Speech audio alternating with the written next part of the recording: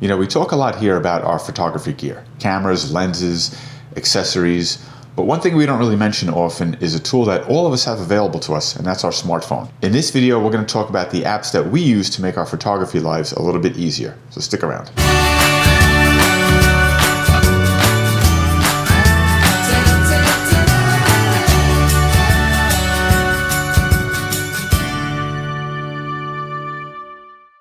If you go to the App Store and type in cameras or photography, there's going to be a million different apps. Most of them have to do with editing and filtering for social media. But we found over the years that there are a few, maybe 5 or 6, that we use all the time and that are really, really helpful. So let's take a look at those. We'll go into the phone and we'll show you what they are and how we use them. Okay, so here on my phone I have a photo folder. I have a bunch of apps in here. Most of them I don't use. The main ones that I use are in this first page here. The first one is Canon Camera Connect. Now, depending on what kind of camera you have, Nikon, Sony, whatever your camera manufacturer is, you do have software or an app that goes along with it. So look for that online. But and they all serve basically the same functions.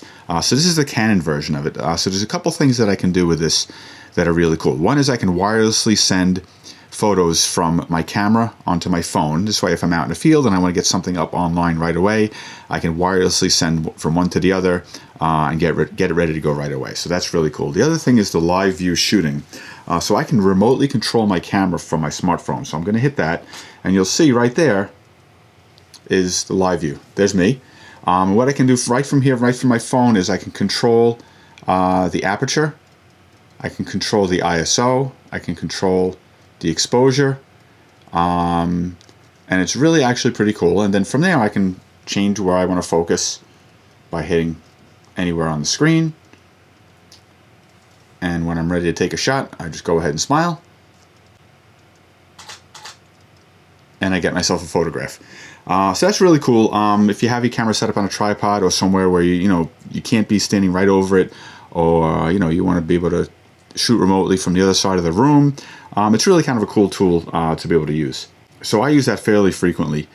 The next app that I use a lot, and you may use this a lot also, is Google Photos. This is a great tool for organizing, sending, sharing photos. Basically all of my photos that I take with my phone go right to here automatically. They're backed up.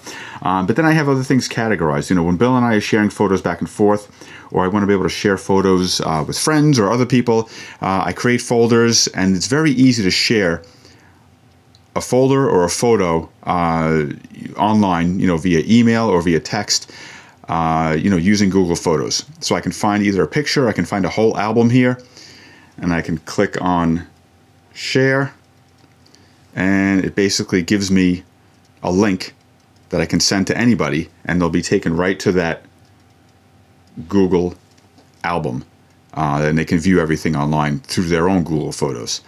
So that's a really cool thing to be able to do. You can also edit photos on here. It's a little bit limited, but you can still edit, which is really cool. So we use this app a lot to be able to share photos with each other online. It's really a pretty cool tool. And another app that I'll just mention is Dropbox. If we're sharing really large files like videos or a whole bunch of raw files, we'll use Dropbox for that. And you can just create a folder, drop everything into one folder, and then share that folder with the other person. So Bill and I will actually share a lot of images and videos via Dropbox. The next app is a fun one called My Light Meter. What I use this for basically is measuring exposure. So I have an old manual film camera that I use just for fun sometimes. But in order to get a proper exposure, I need a meter. And to be able to have a meter built into my phone is really pretty cool. So it looks kind of old-fashioned. The way it works is basically you point it at whatever you want to point it at. You hit measure, and it rotates the shutter speed and aperture rings against each other. And you can see what your exposure should be at each different aperture. So if I change my light source to an actual light, make the scene a little bit brighter, and hit measure, now if I'm shooting at, let's say, f5.6, my exposure is about 1/60th of a second. If you're trying to understand exposure, it's good to it's a good tool to use. Like I said, even though you have everything built into your camera, it's good to understand exposure and how it works. So it'll kind of be a good thing to know ahead of time in certain situations what your exposure is going to be. So that's another cool one that's a lot of fun. Now, a couple of the ones that we use really a lot, these next few here. One of them is called slower shutter. Now when we use neutral density filters in the field, there's a lot of math involved, because if you're adding, a 10-stop neutral density filter, your camera can't necessarily always get the correct exposure itself, because anything over 30 seconds you have to start figuring out manually. So a tool like this is really cool if you're shooting with neutral density filters in the daytime. And here's how it works. Basically, on the left-hand side, you have your shutter speed. So if my normal exposure, let's say I'm shooting at f8 on a sunny day, and I'm getting an exposure of 1/250th of a second. Okay, on the right-hand column is what my neutral density filter is. So if I have a 1-stop filter, a 2-stop filter, a 3-stop filter, if I put a 3-stop filter on there, I'm going to get an exposure of 1/30th of a second. So this really tells me what I need to do in order to get, if I'm going to put a neutral density filter on, which one I need to put on to get the proper exposure. So if I put a 10-stop on, I know I'm going to get a 4-second exposure. Now let's say I wanted to make sure that I had a 30-second exposure. Now I can kind of play around with that, and I can say, okay, I'm going to change my aperture maybe to f16, getting my natural shutter speed down to 1/25th, and now I have an 8-second exposure. Now if I put 12 stops of neutral density on there, now I have a 33-second exposure, which is just what I want. So it's really a quick tool to be able to calculate what these long exposures should be without having to do any trial and error. And the cool thing about this is once you have your shutter speed and your neutral density set up, or you know what your exposure should be, you hit the set timer button. Now it's got 33 seconds on there. You hit start, and it counts down for you. And when it's done, it vibrates, and you know your exposure is done. So this way you don't have to do it. You don't have to keep watching it. If you have a long exposure, like 4 minutes or 10 minutes long, this just keeps track of it for you. It's really pretty cool. So this I use all the time. Anytime I'm shooting neutral density in the daytime, I have this app out and I'm using it. Now another really cool one that we use is this one called TPE. This one is, you have to pay for it. I think it was about $8 or so. But what this does is gives you really, really detailed information on the sun position, the moon position, all different places, all different times of day. It's really, really a valuable tool, especially if you're shooting sunrises and sunsets, and you need to know if you want to have some type of architectural or natural element in the photo.